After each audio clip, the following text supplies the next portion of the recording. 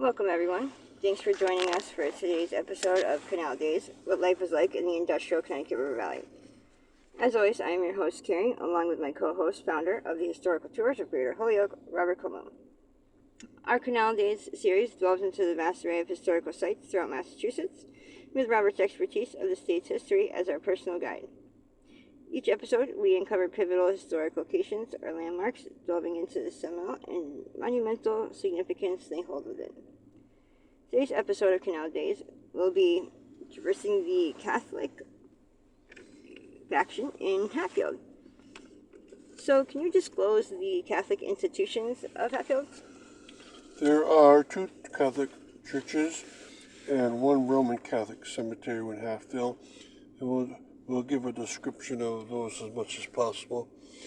And it's important to remember that back when these institutions were around, they like to have ethnic-based institutions as much as possible. And that also went with cemeteries. Now, with the community size of Hatfield, that's very hard to do. So the St. Joseph's came first, and then the Holy Trinity came around, and that one served the Polish ethnic group. Now, there's only one Roman Catholic cemetery within town, so they had to share that through time. What is not part of the Roman Catholic faith in Hatfield is the Holy Trinity Cemetery, is a Polish national cemetery owned by a church in Northampton. So even though there's a Holy Trinity Catholic Church in Hatfield, they do not own the cemetery of the same name within Hatfield, because one's Roman Catholic, the church, and one is Polish National Catholic, the cemetery. So keep that in mind.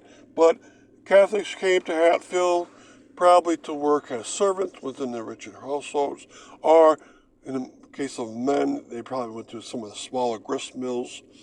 And they've been part of Hatfield's history probably from about, let's say, around 1830s onwards. And can you divulge about the details and background of the Holy Trinity Church? Okay, so we're going to talk about this church first. The Holy Trinity Church is from the year 1920, and it served the Polish ethnic group itself. It's still in place, but it's not, there's a church there, but it's not a Roman Catholic church anymore. It shares a parish with the other church now. The church itself is found at 79 Main Street, and the rectory itself is found at 73 Main Street, right nearby.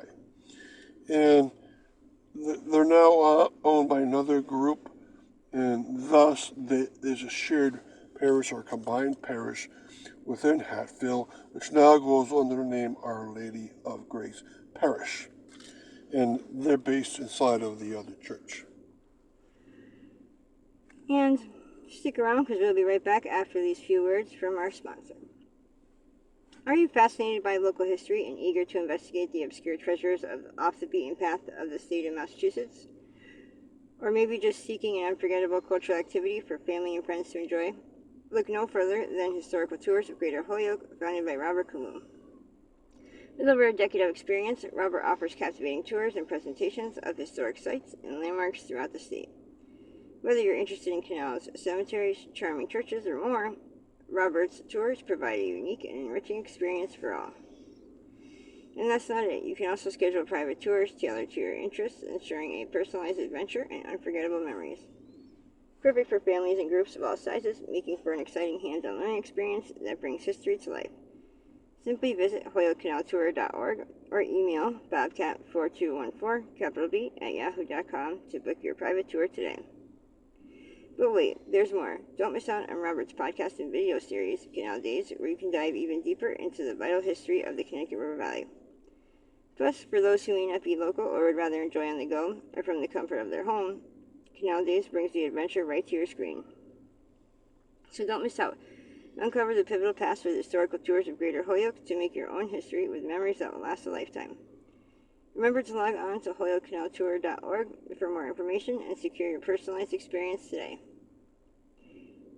Welcome back to our Canal Days episode of the Catholic faction of Hatfield.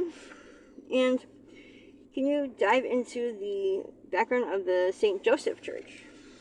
Okay, the St. Joseph's Church of Hatfield, still a beautiful wooden-clad church with a small steeple. It's still there. It's found on 15 School Street, and the rectory is found nearby at 11 School Street to its right-hand side. Right, the church and the rectory are about from the year 1907 or so. Before that, the Catholics of Hatfield would have attended another Catholic church, probably the St. Mary's Catholic Church based in Northampton. That's also probably where they were buried. Now, both the church and the rectory itself are built in the colonial revival style. They're very nice looking churches. Now they've been combined with the Holy Trinity Church under one parish now. And that's called the Our Lady of Grace Parish. And they have their masses based upon, are in this St. Joseph's Church, which still goes by that name as a church, but the parish name has been changed itself. So I'm glad that Hatfield has at least one Catholic church going still. And lastly, reveal the Hatfield only Roman Catholic cemetery, the Calvary Cemetery. Okay, so there's only one Catholic cemetery within Hatfield, and by that, again, I mean Roman Catholic. On the introduction, I mentioned the Holy Trinity Cemetery. Now, the Calvary Cemetery itself is on Bridge Street, about 100 yards from School Street, and about 200 yards from Prospect Street. It started out about the year 1900, and of course, in the very, very beginning, it only belonged to St. Joseph's Parish, but along came the Holy Trinity Church, and they started sharing this cemetery.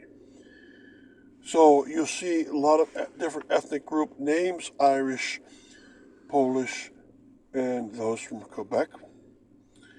And the cemetery is now under the leadership of Our Lady of Grace Parish. Now, it's probably from 1900, and they have a beautiful church cross right in the middle. It says 1936 right on it. Right, and they have a few pastures within inside of it. There's outdoor chapel where you can go on your own to say a prayer, or during a funeral, they can say their last prayers to a deceased family member. Now, right through the middle front of that chapel, there's a whole line of very important gravestones where you'll find a lot of pastors and a lot of war veterans all along the line. And the statue's base itself is actually dedicated to the Calvary Cemetery. It has a Polish inscription on it, and it probably was put in by a Polish group. Now, there's one special section. This cemetery has an expansion. It used to be only as big as the back chapel, and anything behind that back chapel is a modern addition.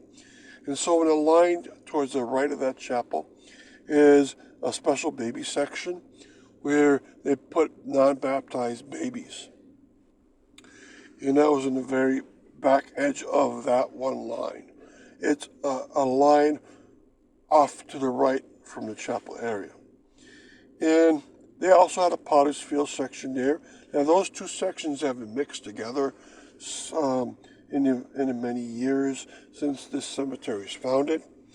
So it's hard to find, what's the baby section, what's the potter's field section? And they probably moved some of the stones around. Remember, that whole section is owned by the church itself, so they can do what they want with the gravestones. But it's nice to see that baby section there, and of course, look at some of the individual stones in the potter's section. So thank you for listening about the Catholics of Hatfield. And thank you for listening to Canal Days in our episode on the Catholic faction. and joining us on our journey through the rich history of the Connecticut River Valley. We hope you enjoyed uncovering some of the hidden and overlooked marvels and their fascinating stories that shaped our past in the state of Massachusetts. A special thanks to Robert Comu, founder of the Historic Tours of Greater Holyoke, for sharing his passion and expertise with us. Remember, you can find more information about Robert's tours, book private tours, and explore Canal Days video and podcast series at holyokecanaltour.org. And if you enjoyed today's episode, please like, comment, and share. We'd love to hear your thoughts and suggestions for future episodes. Until next time, keep exploring and discovering the history that is hidden in plain sight all around us. Thanks for listening, and don't forget to tune into our next episode of Canal Days and check out holyokecanaltour.org